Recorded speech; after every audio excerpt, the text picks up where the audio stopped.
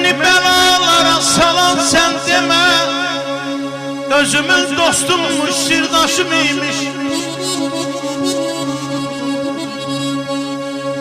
Gözümü bağlayıp başımı keser, özümün el oğlum kardeşim imiş.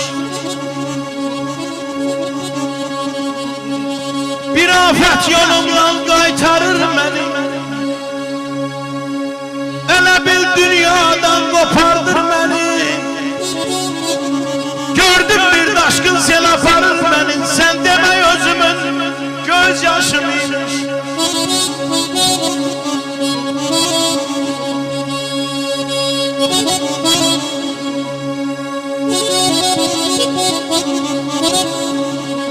Əzablıya teşə